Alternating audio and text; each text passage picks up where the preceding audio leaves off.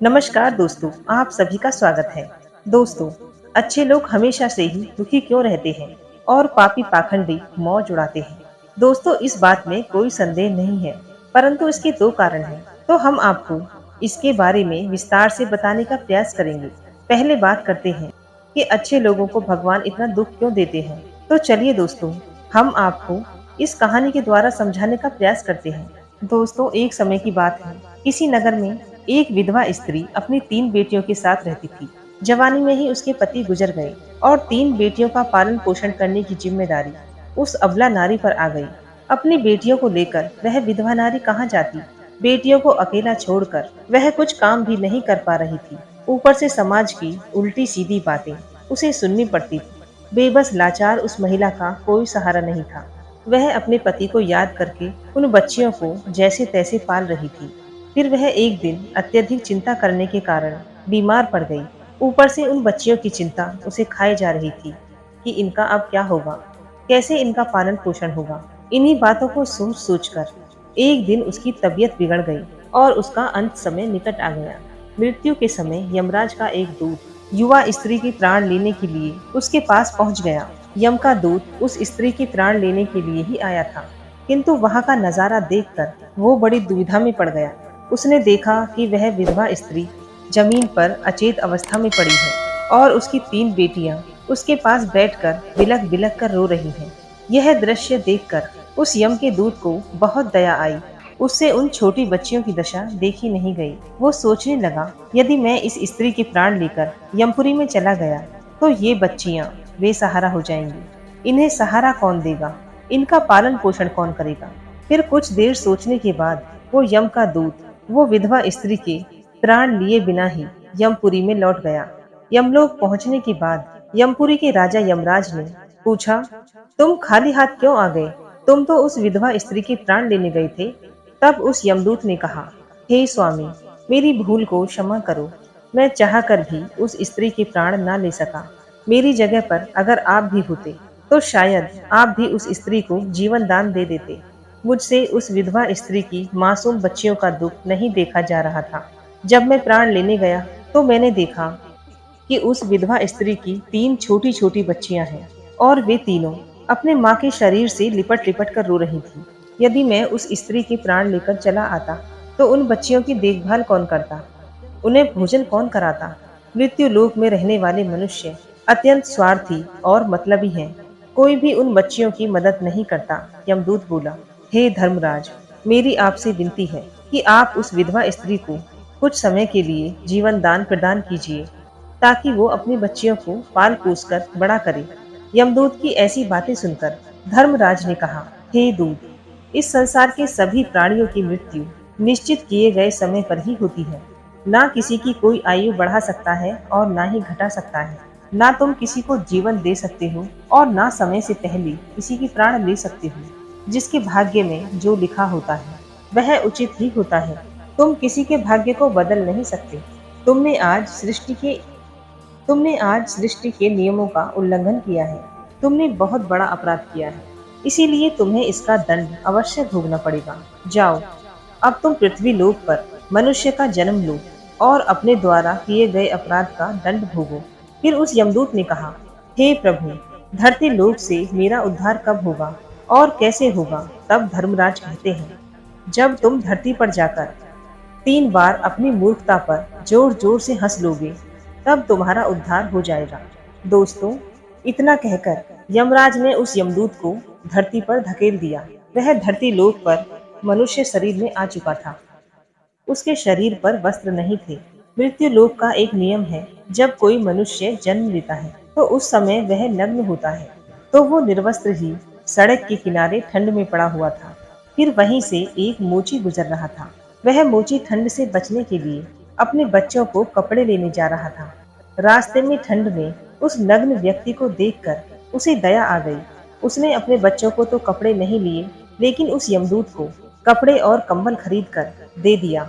वहीं यमदूत बोला, हे भाई, आपने मुझे कंबल और कपड़े देकर मुझ पर बहुत बड़ा उपकार किया है, पर मेरा ना कोई परिवार है, ना मेरे पास घर है और ना ही भोजन का कोई सामान। तो मोची बोला, भाई, तुम मेरे साथ चलो, मैं तुम्हें भोजन और काम दिलाता हूँ। फिर वह मोची उस यमदूत को लेकर अपने घर पहुंच गया। उधर मोची की पत्नी ने देखा कि उसका पति बच्चों के लिए कपड़े लाने गया था, मगर लाया तो कुछ नहीं, उल्टा एक आदमी को घर पर लेकर आया है। उसे देखते ही उसकी पत्नी बहुत गुस्सा हो गई और उस मोची के साथ लड़ने झगड़ने लगी, उसे भला बुरा कहने लगी। यह देखकर वो यमदूत बहुत जोर जोर से हंसने लगा। यमदूत को हंसता हुआ देखकर वो मोची बोला, भाई तुम हंस क्यों रहे हो? ऐसा क्या देख लिया आपने? भाई मेरी हंसी का रहस्य मैं आपको अभी नहीं बता सकता, समय आने पर मैं आपको बता दूंगा। फिर वह यमदूत उस मोची के घर रहने लगा और उसने मोची का सारा काम भी सीख लिया। फिर वह यमदूत मोची के घर काम करने लगा और बहुत सुंदर जूते बनाने लगा। तब से उस मोची के जूते और चप्पल खूब बिकने लगे। मोची के जूतों की तारीफ पूरे राज्य में होने लगी। मोची भी इससे बहुत अधिक धनवान बन गया, यहाँ तक कि बड़े बड़े राजा महाराजा भी उसके पास से जूते बनवा कर लेने लगे। जब से वह यमदूत उसके घर आया था, तब से मोची की किस्मत ही चमक गई थी। उसके घर में धन की कोई कमी नहीं रह गई थी। फिर एक दिन अचानक राजा का एक सैनिक चमड़ा लेकर मोची के पास आया और बोला, देखो मोची, हमारे महाराज इसी चमड़े से बने जूते पहनना चाहते हैं। ये चमड़ा बहुत कीमती है, तू इसके ठीक से एक जोड़ी जूते तैयार कर दे। ये चमड़ा बिल्कुल भी खराब नहीं होना चाहिए, ध्यान रहे इस चमड़े से अच्छे जूते बनाओ। राजा का सैनिक मोची को वह चमड़ा देकर वहां से चला गया। इधर मोची ने भी उस यमदूत को समझा दिया कि देखो ये महाराज के जूते हैं, इसमें कोई गलती मत करना, चमड़ा बहुत कीमती है, इसीलिए इसे खराब मत करना। राजा को जूते चाहिए, इसीलिए तुम इसके जूते ही बना देना। अगर गलती से भी चप्पल बना दी तो राजा बहुत गुस्सा हो जाएगा और हमें कठोर सजा देगा। मोची के इतना समझाने के बाद भी उस यमदूत ने जानबूझकर उस चमड़े की चप्पल बना दी। फिर उस मोची ने जब ये चप्पल देखी तो उसकी सांसें थम गईं। वो उस यमदूत को डांटने लगा, यहाँ तक कि वो डंडा लेकर उसे मारने के लिए दौड़ा और कहने लगा, अरे मूर्ख, ये तूने क्या कर दिया? तुझे बार बार समझाया था कि इसका जूता बनाना है, लेकिन तूने इसकी चप्पल बना दी। अब राजा हमें नहीं छोड़ेगा, तू भी मरेगा और तेरे साथ मैं भी मारा जाऊंगा। वो हमारे पूरे परिवार को सूली पर चढ़ा देगा। मोची को अत्यंत दुखी देखकर यमदूत एकदम से खिलखिलाकर हंसने लगा, खूब जोर जोर से हंसने लगा। उसे हंसता हुआ देखकर मोची बोला, अरे मूर्ख आदमी, सारा काम बिगाड़ कर अब हंस रहा है। तब यमदूत बोला, वो देखो, जूते लेने के लिए राजा का सैनिक आ रहा है। सैनिक को देखकर मोची के हाथ पैर फूल गए कि अब यह जूते मांगेगा तो मैं कहाँ से दूंगा। तब तक वो सैनिक पास आ गया और बोला, हे मोची भाई, कल मैं जो तुम्हें चमड़ा दे गया था उसके जूते मत बनाना, चप्पल बना देना, क्योंकि राजा साहब का देहांत हो गया है और यहाँ की ये परंपरा है कि मरने वाले व्यक्ति को चमड़े की चप्पल पहनाकर अंतिम क्रिया की जाती है। दोस्तों, सैनिक की बात सुनकर मोची को ऐसा लगा कि जैसे मरे हुए व्यक्ति में प्राण फिर से आ गए हों। उसके हाथ से डंडा छूटकर जमीन पर गिर पड़ा और उसने यमदूत के पैर पकड़ लिए और उससे माफी मांगने लगा। यमदूत उस मोची की इस हरकत से खूब जोर जोर से हंस रहा था। मोची ने पूछा, हे भाई, तुम क्यों हंस रहे हो? तब यमदूत बोला, हे भाई, समय आने पर मैं तुम्हें हंसने का कारण बता दूंगा। फिर एक दिन के बाद मोची की दुकान पर 3 नौजवान लड़कियां एक बुढ़िया के साथ आई थी। उन तीनों लड़कियों की शादी होने वाली थी। वे अपने लिए जूते का नाप देने आई थी। उन लड़कियों को देखकर यमदूत ने पहचान लिया कि ये वही तीनों लड़कियां हैं जिनकी मां को ना ले जाने के कारण आज मैं अपने किए की सजा भोग रहा हूँ। पर ये लड़कियां तो काफी जवान हो चुकी हैं, काफी सुंदर भी हैं, किसी अच्छे घर में पली बड़ी दिखाई दे रही है। तब यमदूत ने उस बुढ़िया से पूछा, हे माता, ये तीनों कन्या कौन है? उस बुढ़िया ने कहा कि इनकी माँ बचपन में ही इन्हें छोड़कर चल बसी। इनका कोई सहारा नहीं था, तो मैंने इन्हें अपने पास रख लिया। मेरे पास करोड़ों की दौलत है, पर दुर्भाग्य से मेरा कोई नहीं है, तो मैंने इन्हें अपने पास रख लिया। इन्हें पढ़ाया लिखाया, इनकी परवरिश की। आज बहुत ही ऊंचे घराने में इनका विवाह करने जा रही हूँ। लड़कियों का भाग्य देखकर यमदूत सोचने लगा कि परमात्मा जो करता है अच्छा ही करता है। यदि उस समय इनकी माँ नहीं मरती तो ये तीनों भयानक गरीबी में पड़ी रहती।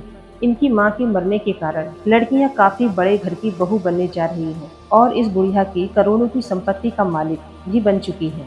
ये बात सोचकर पहले की अपनी मूर्खता को याद करके वह यमदूत जोर जोर से हंसने लगा। अब वो 3 बार हंस चुका था। यमदूत को हंसता देख मोची ने पूछा, हे भाई, अब तुम किस लिए हंस रहे हो? कृपया अपनी हंसी का रहस्य समझाओ। तब यमदूत बोला, हे भाई, अब मैं 3 बार हंस चुका हूँ। अब मैं तुम्हें अपनी हंसी का कारण बताता हूँ। सुनो, मैं एक यमदूत हूँ। अभी जो 3 लड़कियाँ जूते का नाप देने आई थी, जब ये तीनों छोटी थी तो इनकी माँ मर गई। इन तीनों लड़कियों पर तरस खाकर मैं इनकी माँ के प्राण नहीं ले गया। उसी कारण से धर्मराज ने मुझे श्राप देकर धरती पर फेंक दिया। मैं निर्वस्त्र एक सड़क किनारे पड़ा था। तब तुमने मुझे अपने घर बुलाया। घर आकर तुम्हारी पत्नी तुमसे खूब लड़ी थी। वह भी इसलिए कि तुमने अपने बच्चों के कपड़े के पैसों से मेरे लिए कंबल और कपड़े खरीदे।